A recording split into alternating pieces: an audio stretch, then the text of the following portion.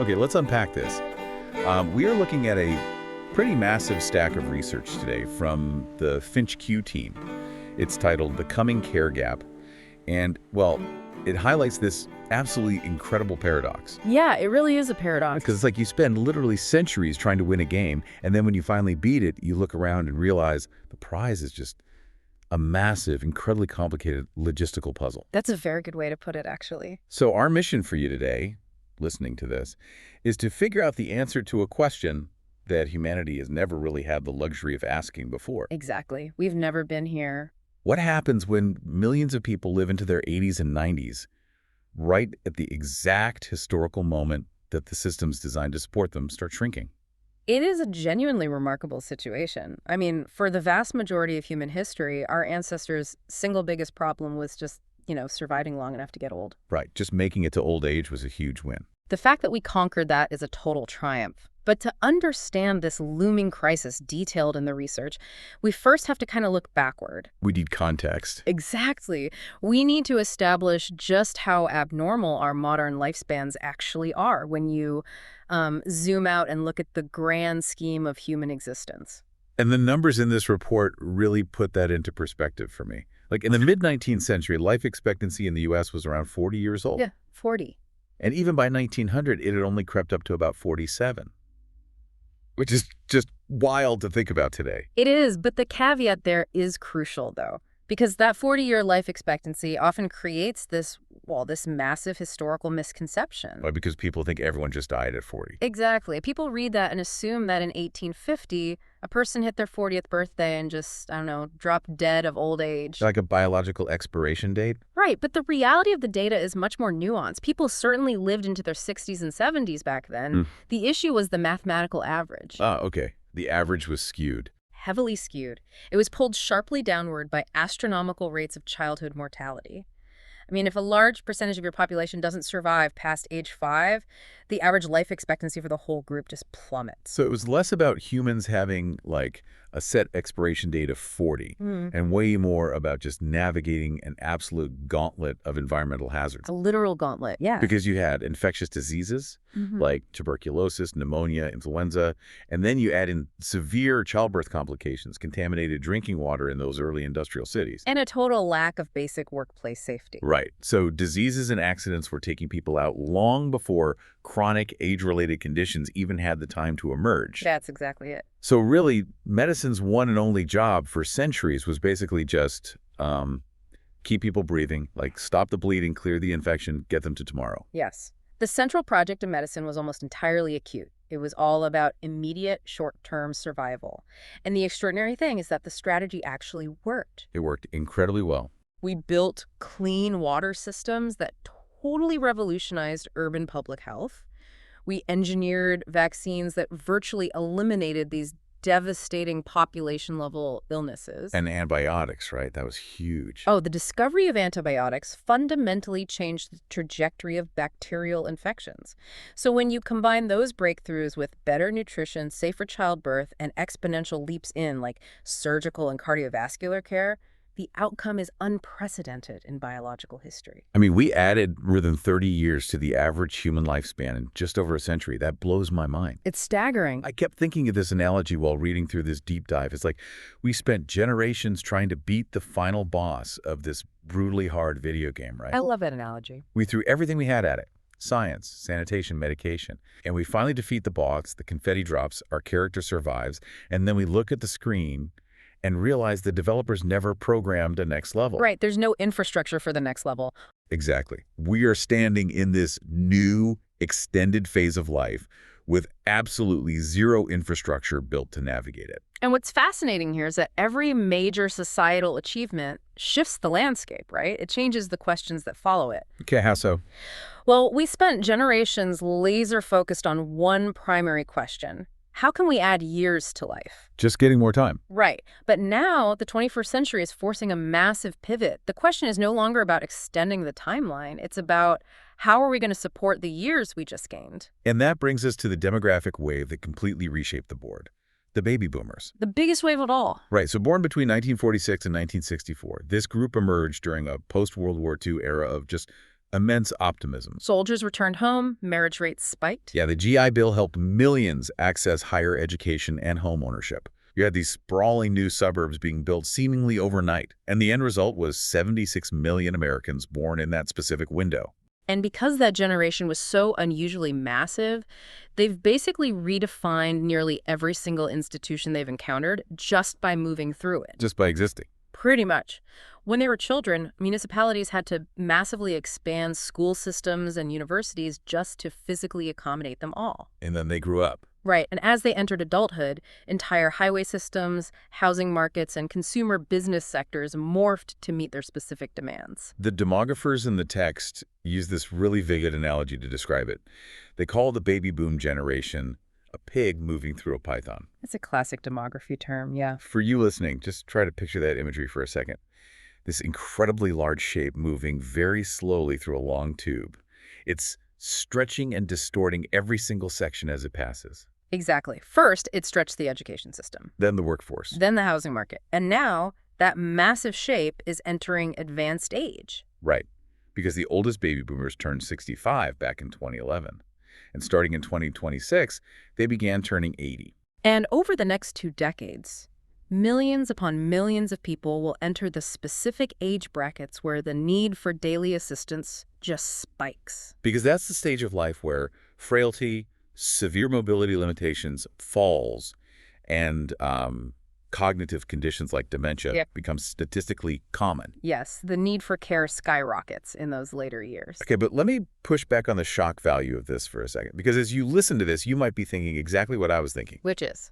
The oldest boomers hit typical retirement age over a decade ago. Experts and demographers have watched this metaphorical pig moving through the python since like the 1970s. They absolutely have. None of this data was classified. So why is society suddenly acting like an aging population is this massive, unforeseen surprise? Well, that's the thing. The aging of the population itself isn't the surprise. Demographers have been ringing the alarm bell about this demographic shift for 50 years. But they knew it was coming. They did. The true crisis lies in the timing. The catastrophic surprise is that this massive demographic wave is hitting advanced age at the precise historical moment that the care system designed to catch them is fracturing. Oh, wow. It is the collision of 2 opposing forces.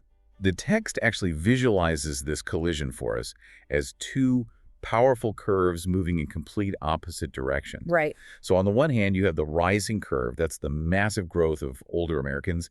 I think it's in the population over 85 is projected to double by 2040. I like this, yes. But then you look at the other curve, the shrinking curve, and you realize the safety net is just pulling away. Because between 2011 and 2021, nearly 1 in 10 nursing homes in the United States closed their doors. 1 in 10. 1 in 10. That represents a staggering loss of capacity in a very short period of time. And we really have to note that rural communities are bearing the brunt of this contraction. Yeah, that makes sense. Less density. Right. When a rural facility closes, the next nearest option isn't just down the street. It might be hours away. And that isolates older adults from their families and their communities entirely. Here's where it gets really interesting, though. It's like we spent a century building a massive, sprawling city and totally forgot to lay down the water pipes. I like that. Like, the structures are there, the people are there, but the fundamental utility required to sustain the population just simply doesn't exist. Because one of the most striking details from the research is this really simple truth. A nursing home is not just real estate. That is the core misunderstanding right there. Uh-huh. We tend to view nursing homes and assisted living facilities as infrastructure projects, like building a bridge. Right, like if we just build the building, the problem is solved. But a building is completely useless without the human labor inside it. Care depends entirely on people. And the economic model for that labor seems completely broken right now. We aren't just talking about a few burned out nurses here. This is a structural failure. It is. The work of caregiving involves profoundly demanding physical and emotional labor. We are talking about lifting and transferring adults from a bed to a wheelchair. Which is heavy, hard work. Very heavy. It involves bathing, dressing, managing complex medication schedules, and navigating the incredibly difficult behavioral challenges that accompany cognitive decline. Right, like Alzheimer's or dementia. Exactly. It is intimate, grueling human labor that cannot be automated or outsourced. Yet the profession is plagued by low wages, high turnover, and just intense burnout. I think the public assumption was that the pandemic caused this shortage, right? A lot of people think that, yeah. But the research argues otherwise.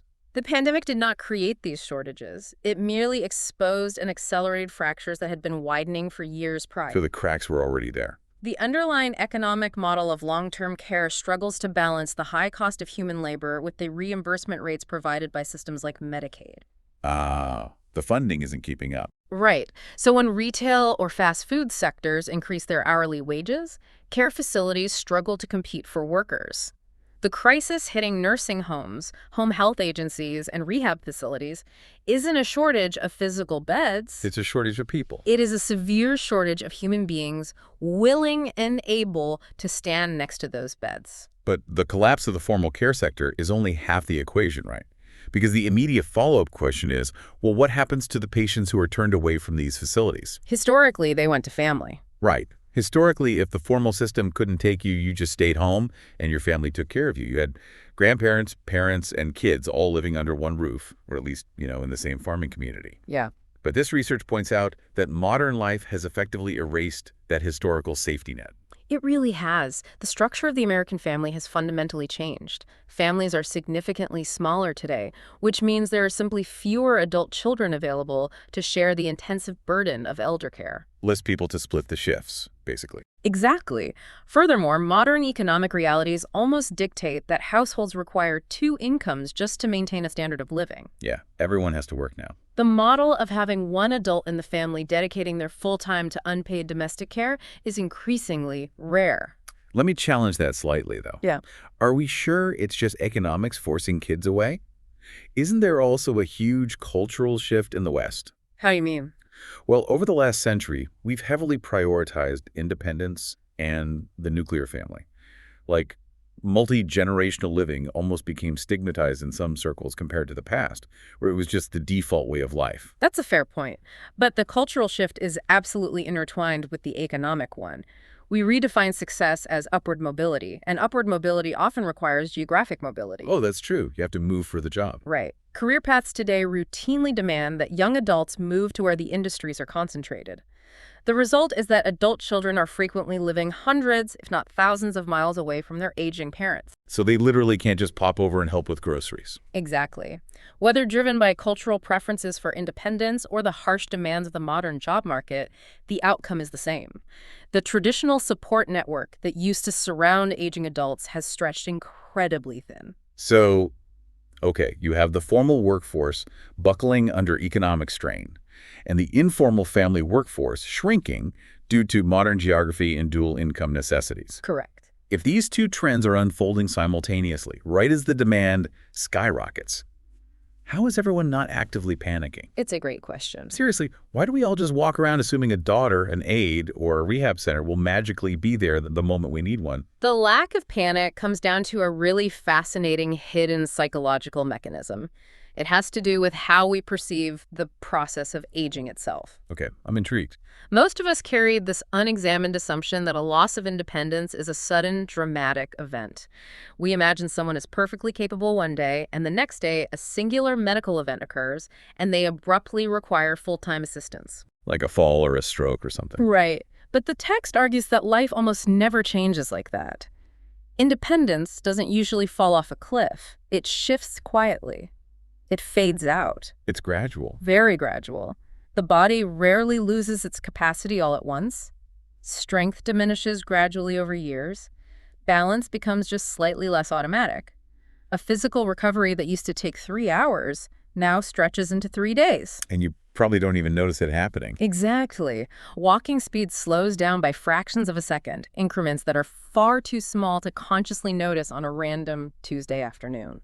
The research introduces a concept called predictive processing to explain why we don't notice this.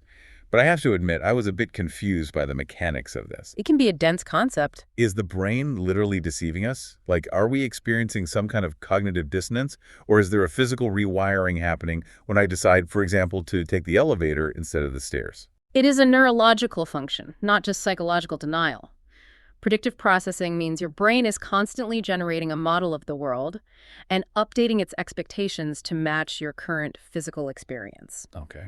The brain's main goal is to conserve energy and minimize surprise. So, when a tiny loss in physical capacity occurs, your brain updates its baseline to match that new reality, So it accepts the new normal.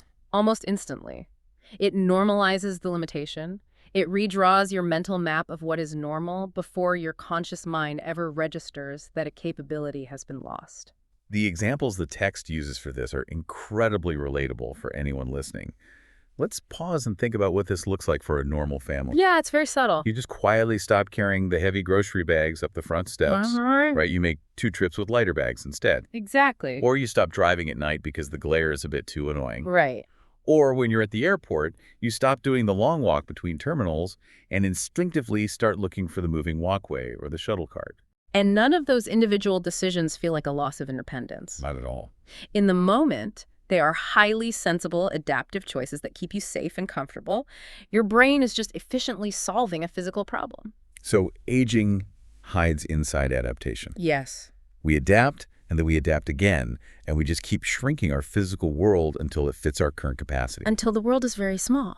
Because these tiny neurological updates feel so perfectly normal in the moment, people don't actually realize they need help until a massive crisis hits. The world shrinks so slowly that by the time you realize you are trapped, you are completely unprepared for the care gap we've been talking about. Which brings us to the fundamental shift in how we must prepare for the future. Right, the solutions part. For generations, society has conditioned us to view retirement planning through a single, highly specific lens: financial capital. Yeah, totally. Oh. Will I have enough money? We just focus on building the 401k. That's what retirement prep means to most people. Financial security is undeniably essential, obviously. But this research introduces 2 other mandatory buckets of capital that will dictate your future quality of life just as much, if not more, than your bank account. Okay, what are they? The first is social capital. This is your network, your family, your friendships, your neighbors, your community ties. It's the people who will actually notice if you don't answer the door. Right, the people looking out for you. But the second one is functional capital. And this is the concept from the deep dive that really reframes everything for me. Functional capital is a complete paradigm shift. It is defined as your physical ability to move confidently, to recover from physical setbacks, to adapt to bodily changes, and to continue participating in the everyday mechanics of life. So what does this all mean for you listening right now? It means you cannot hoard functional capital in an investment portfolio. No, you can't buy it. Functional capital is a physical reserve. You can only build that reserve through years of physical movement, taking on physical challenges, and deliberately maintaining your strength and balance. Because here is the harsh reality this research makes crystal clear. Yeah, lay it on us. A massive retirement account will not save you if the workforce doesn't exist. If the economic model of caregiving continues to fracture, your money cannot buy a human being who isn't there to be hired. Wow. If there's no one to hire, your money is basically useless for care. Now, functional capital doesn't guarantee you won't experience illness or disability. Biology still happens. Of course. But it acts as a buffer. That physical reserve determines how much flexibility and independence you retain when those inevitable life changes occur. It is your personal defense against the shrinking care system. It makes your physical resilience your absolute best, and maybe your only reliable safety net. If we pull back and look at the trajectory of the past century, the core objective of human existence has fundamentally changed. In a huge way. For the entire 20th century, merely reaching old age was the definition of progress. But now that millions are routinely living into their 80s and 90s, the very meaning of progress has to evolve. We have to stop solely asking, how long will we live? The critical question we must ask now is, how much of the life we recognize as our own will we still be able to live? That's the real metric. The true goal is no longer just extending the biological timeline. It is preserving capability, participation, and dignity within those extra years. Medicine figured out how to add years to life much faster than society figured out how to support life within those years. It really is a completely new chapter in the human story. Which leaves me with one final, lingering thought for you to chew on today. Okay, let's hear it. Something that wasn't explicitly spelled out in the text, but feels entirely unavoidable when you look at the mechanics of this crisis. If the traditional family structure is permanently scattered, and the human workforce of caregivers is permanently shrinking because the economic model relies on heavy labor and low wages, are we inevitably going to outsource the future of elder care to artificial intelligence and robotics? It is a profound dilemma. What? Because if a nursing home is fundamentally about human labor, what happens to the quality of life when we replace the human labor with machines out of sheer necessity? If true care requires empathy, human touch, and dignity, can a machine ever truly bridge the coming care gap? Or are we just trying to program our way out of a human crisis? That is the million-dollar question. It's something to think about the next time you hear someone celebrating our victory over the survival game. Winning the game, it turns out, was just the prologue. Thank you for joining us on this deep dive. Keep questioning the world around you, keep building that functional capital, and we'll see you next time.